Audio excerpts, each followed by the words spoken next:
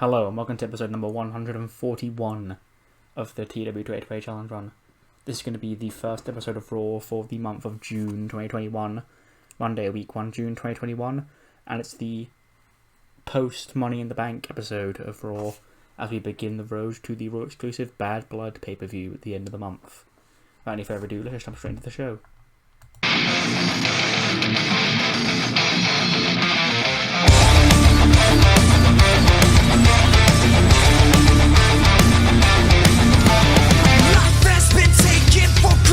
Too long, the lies and excuses have conquered. It's just a time bomb waiting to go off. So tell me why has it gone to this? We live just like we're dead.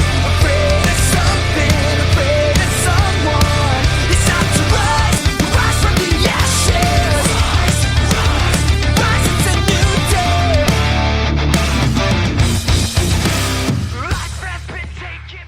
Hello there, it is your boy MLG Meme Guy here back to decide the next random feud for Connell to do here on Raw. I hope that it is something completely shit to fuck him over. Let's press the button to see who Connell will get first. Spin spin spin. It is Santos Escobar, lol. I sure hope that the next one he gets is either Swerve or Andrade, because fuck him. Time to go spinning again. Hahaha, it is Swerve. LMAO. Another breakup of a faction. Get fucked, bro. Now I will go into hiding until SmackDown, where hopefully it will make a rivalry between Mustafa Ali and my Yim. See you there. Now enjoy Connell's stupid show. We open the show with a 99 rated segment. It's just the world champion Keith Lee coming out. And he's talking about how there's going to be a whole new look for Raw after Money in the Bank, ladies and gentlemen. Because other than himself and Io Shirai keeping hold of their titles, there's a whole lot of new champions here in WWE.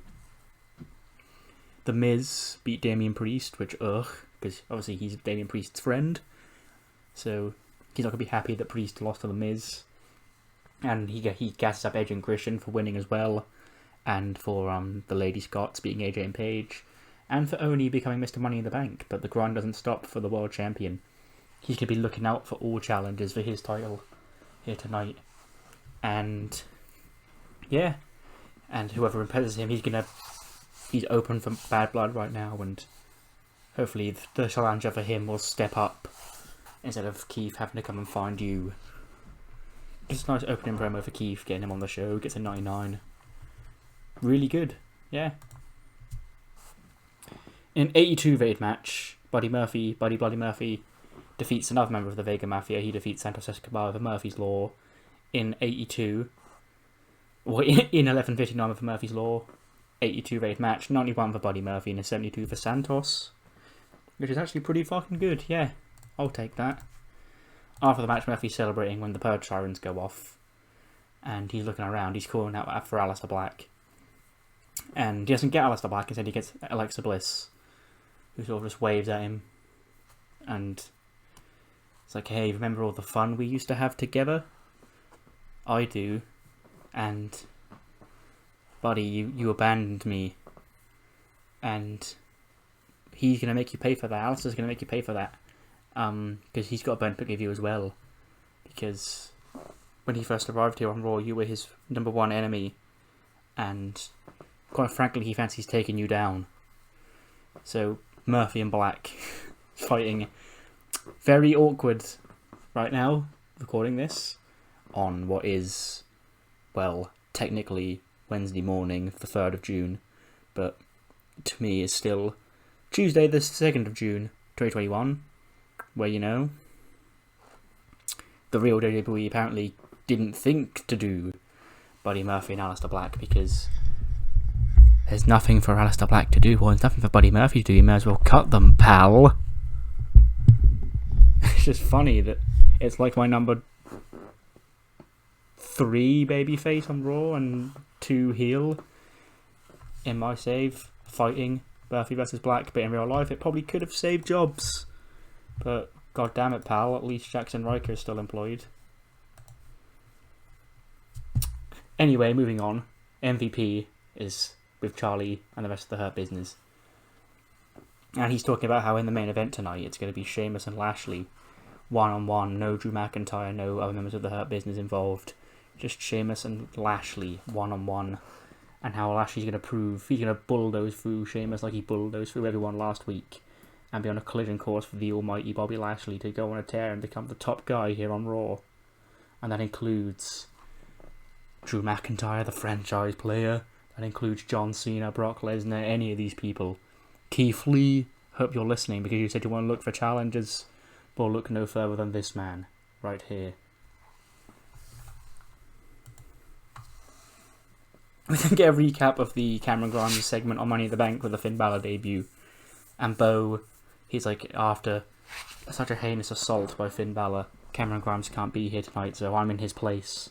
And I'm going to step up and I'm going to be defending my man's honour. If he can't get his stocks up by himself, his partner in crime in the stock exchange can. And we're going to the moon for you, Grimes. All I have to do is believe. And then Finn Balor makes his first full entrance back on Raw since leaving nearly 2 years ago at this point.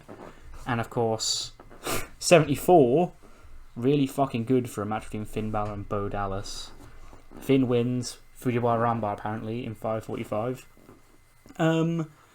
Probably wouldn't have him... Actually, no, that could be kind of cool if he started using that as a finish. So whatever, yeah, he makes Bo Dallas tap. Sure. 79 for Finn, 51 for Bo. We then get a backstage segment with the Vega Mafia. As we just saw, I've got Escobar and Isaiah Scott to feud for my random feud for this month. And here's how I'm going to go about it. I'm not sure if I really want to break the stable up. I have definitely been tempted to. I was tempted to break them up before because I kind of wanted to do Hit Row, like in real life, because I think they're a really cool faction, and that requires Swerve getting out of the Mafia. But I've resisted on that, like I've resisted on turning Roman heel as of right now. And yeah, I think I'm going to go a different route with the feud. I don't think I'm actually going to kick them out of the group. It's just going to be sort of like, get your frustrations out and prove that you're still top of your game. Best man wins, and then the Mafia comes out stronger than ever on the other side, stuff like that. This is just the start of the dissension here, where they both lost to Murphy and they're getting a bit frustrated. Escobar shoves Swerve to the floor, Swerve shoves him back, then they're pulled apart by Andrade and Zelina.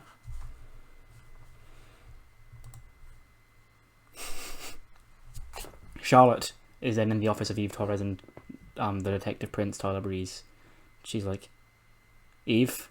Actually, no, Eve will probably have her back to the door, and she just hears Charlotte clearing her throat, and she'll turn around, Charlotte's there. She's like, what could you possibly want now? She's like, well, Eve, you know exactly what I want. That match at Money in the Bank was not fair. I twisted my knee, I was not fully fit to compete. Io Shirai got lucky, and if I face her again, I will beat her, woo. And Eve's like, no, you don't just get given title opportunities around here. I don't care if you're Charlotte Flair. You've had one at Backlash, but you probably shouldn't have had it in the first place.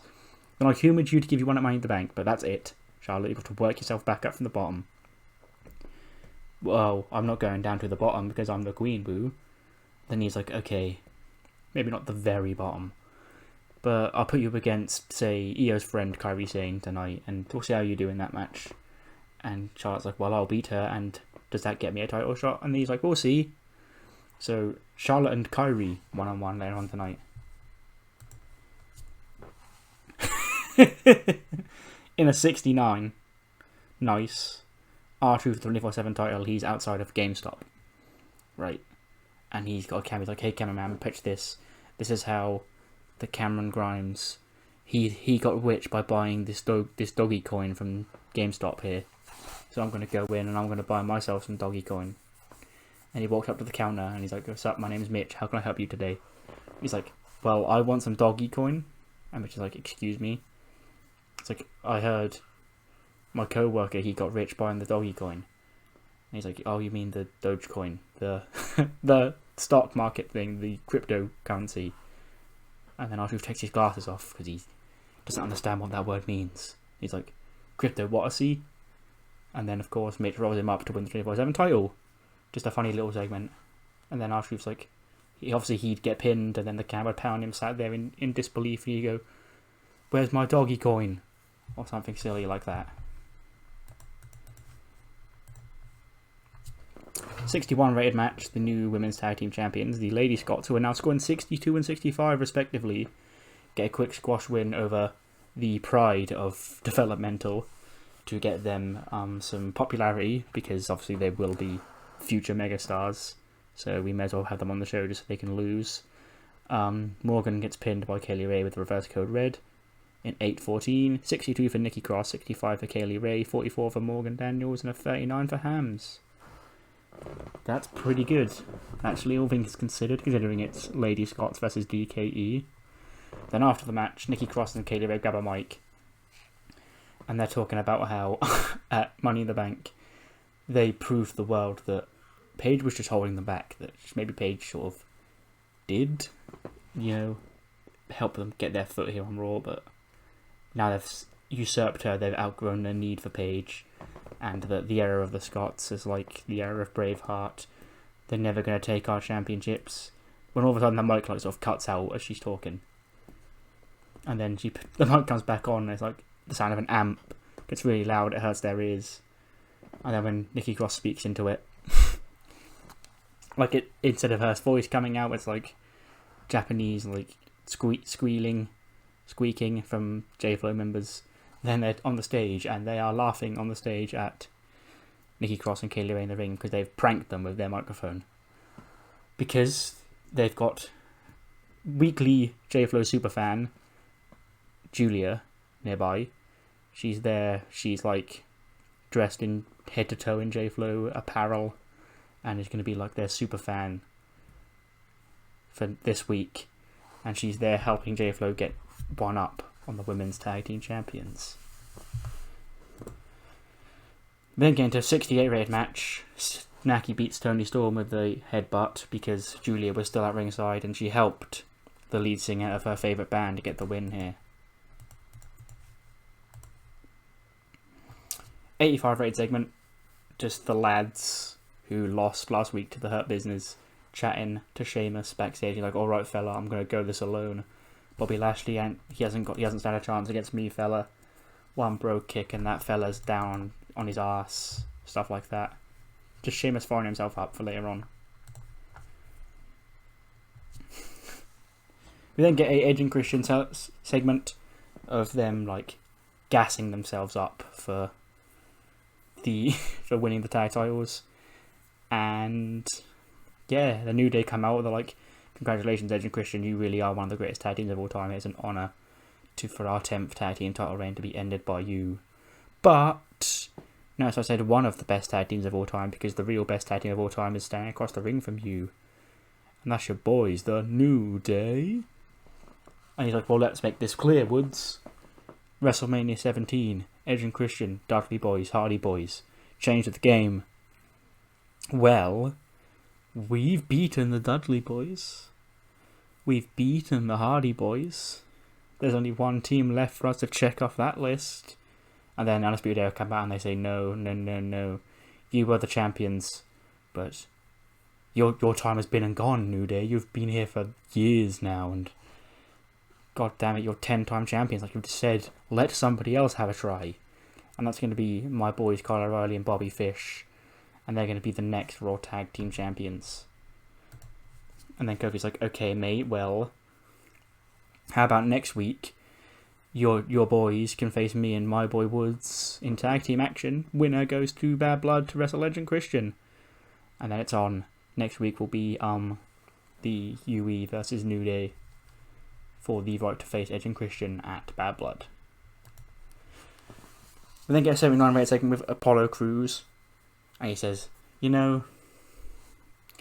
last week Daniel Bryan really thought he did something because he's just angry that I beat him at Backlash.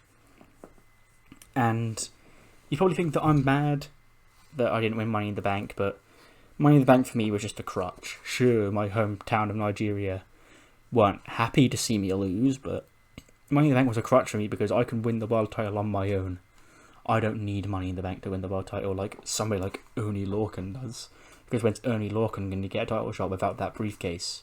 And to prove that, I'm going to beat him tonight and prove that I am going to be the top target and the guy Keith Lee should keep his eye on for a title match at Bad Blood. Then out comes Mr. Money in the Bank, Oney Lorcan, mega reception, briefcase in one hand, other hand pointed to the sky, thrown up. Then in an 81 rated segment, match even, not segment, Oney Lorcan defeats Apollo Crews with a flying blockbuster because Daniel Bryan distracts Apollo. 77 for Oney, 76 for Apollo Crews. 81 overall, that's pretty fucking good actually. But Daniel Bryan again appears to have the last laugh over the Nigerian prince.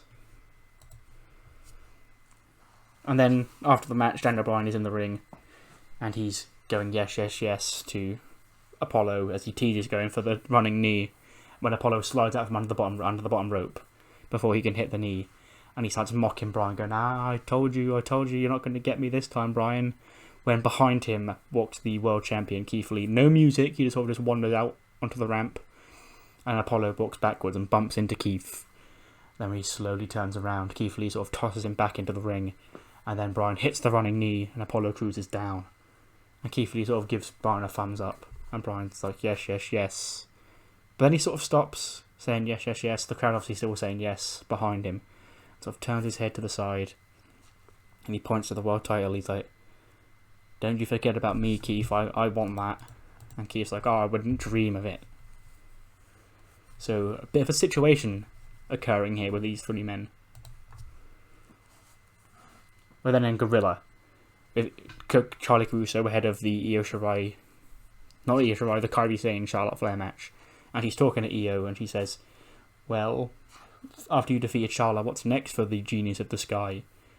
And Io's like, well, I beat Liv, I've beaten Tony, I've beaten Charlotte, I've beaten Sonya Deville, but she's not on here, she's on SmackDown. I really have beaten most of the women here, pretty much all the women here on Raw. So, whoever my next challenger is, I don't know, but I'll welcome them with open arms. That's when Kairi sort of butts in, she's like, you haven't beaten everybody. And she sort of looks sternly at Io and then just chuckles after 10 seconds of a tense stare down. Or 5 seconds, 10's probably too long.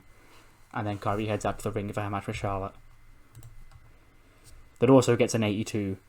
And Charlotte wins it with I wouldn't say figure eight, I'd say a natural selection.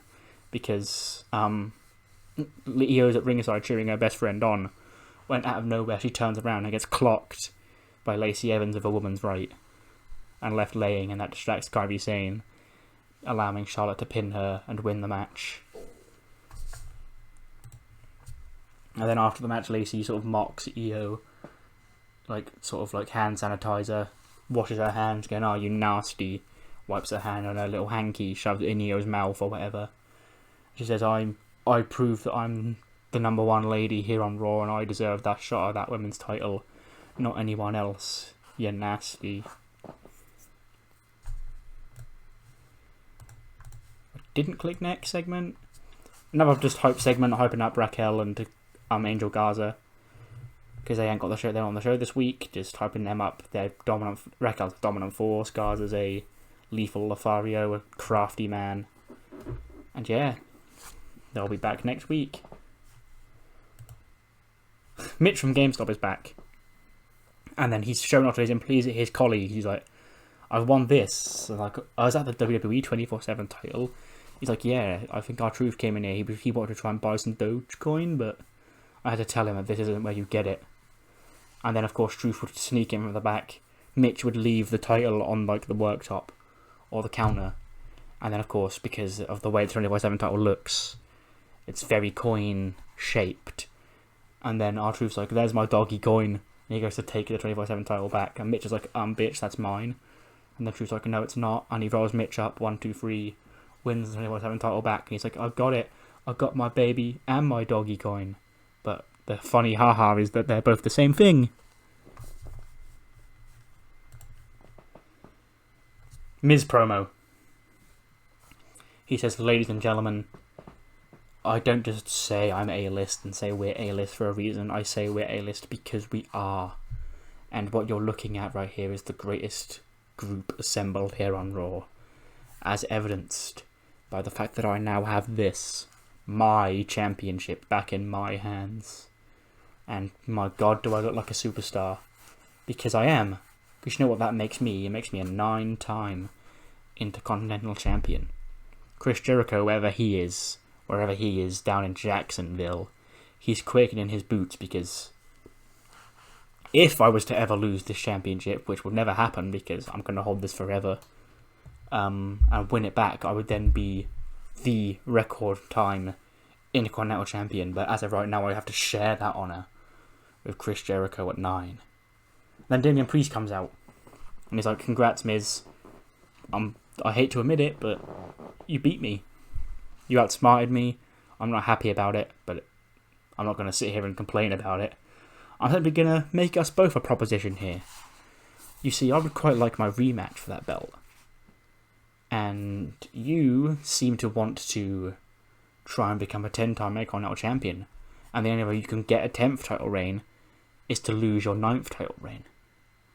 So, if I want my rematch and you want to lose this championship, how about you defend it against me right now? I win it off you again, and then, hey, everyone's even. Wins for everybody." And Miz like, "Shut up, Priest, do I look like I'm ready to compete?" And then Jomo's like, he accepts. "Come on, Mike, you can do it, Miz, you can do it. You're going to defend against Priest." And Miz is like, "John, no, I'm not ready to compete." But we do have an impromptu Intercontinental Championship match right now. It gets a 74 in 40 minutes and 17 seconds. Damian Priest defeats The Miz with a reckoning in 14-17 to become a 2-time Intercontinental Champion. The Miz's one-day championship reign, number 9, has come to an end. Damian Priest with an 83 and a 79 for The Miz.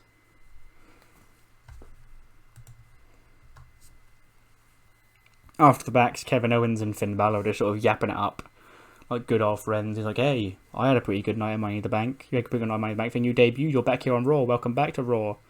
A lot has changed since you were last here." And Finn's like, "You know, Kevin, you've always been my friend, and it sucks that you couldn't quite get the job done yesterday.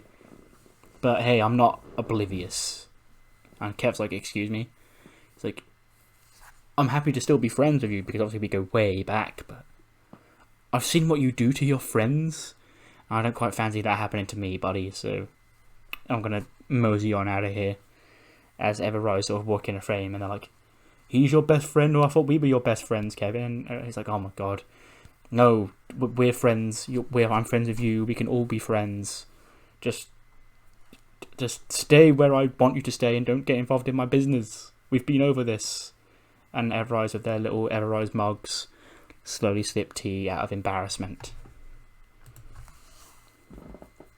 A very championship edition of Raw Talk is announced, where R-Truth and Charlie are with the World Heavyweight Champion Keith Lee, the Raw Women's Champion Io Shirai and her friend Kairi Sane, and the new Intercontinental Champion Damian Priest.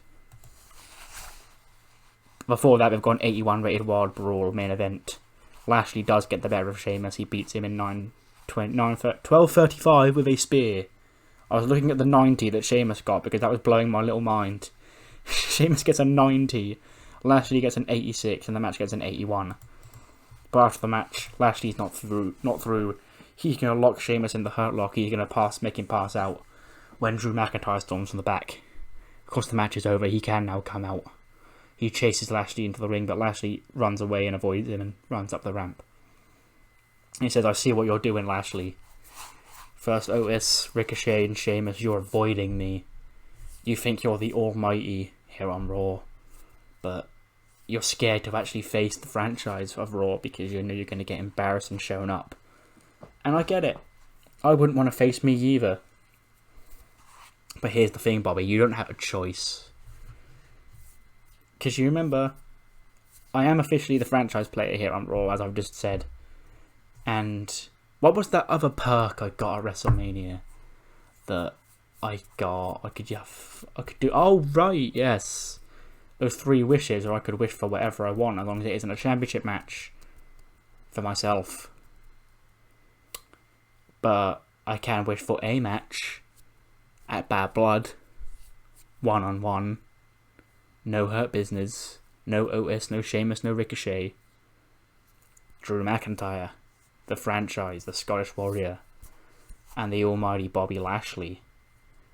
It's happening, Bob.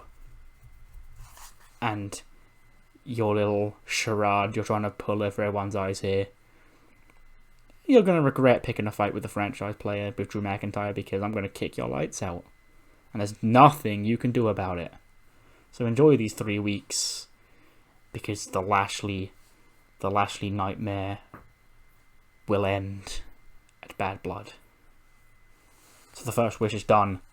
McIntyre will be getting his hands on Bobby Lashley at Bad Blood.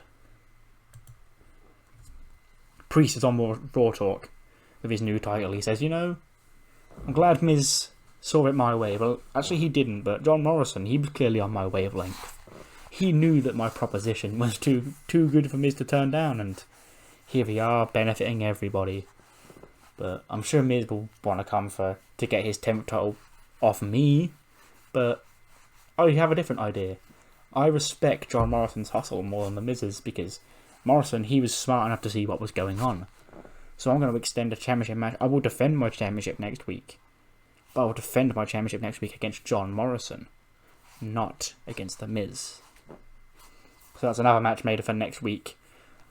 Damian Priest issues the challenge to John Morrison for the Intercontinental Championship. Io and Kairi. Io is not happy. She's talking about Lacey Evans.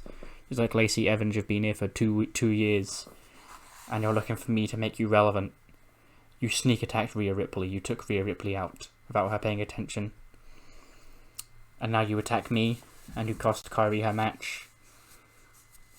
Well, if Damian Priest's out here making title matches for next week, how about next week we also see the Raw Women's Championship on the line? Io Shirai defends against Lacey Evans. And then Io's like, well, after I beat you, I really will have beaten everybody on Raw. And then Kairi's like, well... And finally, Keith Lee. He's being pestered for an answer. Who has he picked as his #1 contender for Bad Blood? And he's like, I haven't really... a lot of people caught my eye tonight. Obviously, you saw me out there with Bryan and Apollo. And they do both make compelling cases, but this isn't something I really want to rush into, because as the World Heavyweight Champion, it's my honour, along with, I guess, Drew McIntyre as the franchise player, to look after the brand and make sure that the brand has the best possible opportunities, the best matchups for the pay-per-view. So maybe it can be Apollo. Daniel Bryan will always give you a great match. Who knows if only Lorcan's going to cash in. So I'm making moves in my mind, and I'm sure next week I'll have an answer as to who Keith Lee will defend the World Heavyweight Championship against at Bad Blood. 89 rated show, that's really fucking good. We're finally hitting the absolute chef's kiss upper echelon of shows. By the way, I may have done like a fancy intro for this, but I've just remembered it now for some reason. Your boy has hit 300 subscribers. And I'm still promising a 250, and a 200, and a 150 special. So I'm not going to pretend that I'm absolutely going to do one for 300. But I have noticed that stuff like the How I Book video that went up a couple of days ago got more traction than normal Challenge Run episodes, because obviously I'm 100 odd episodes in. It's hard for somebody to just pick up and go, oh look, a TEW video that's episode 140. It's easy. Obviously I appreciate everyone who's watched them all and carries on or does jump in from these points on, but I understand why somebody else would look at it from the outside and think, I don't want to start at episode 140. So obviously the How I Book video must have got more traction in that regard, hence why the sub numbers went up quicker. So maybe I'll do more TEW stuff like that every now and again. Like, for example, I plan to do a year in review for my AEW save that I'm doing in my own spare time. Any other sets to do in my spare time, I'll do the same thing for them. Because just little one-off videos like that I think are fun. And apparently everyone else does too, hence why I've grown so quickly in a week from uploading one. But yeah, basically, thank you. I never thought anyone will be watching this, let alone 300 people. And the grind don't stop. I've just bought a new desk, a new chair, obviously tape up with my new microphone. I'm still using a laptop. But we've got a proper little gaming setup set up here for me to sit down and play a wrestling text-based simulator. And yeah, it's going to continue into episode 142 next time, which will be SmackDown. See you then.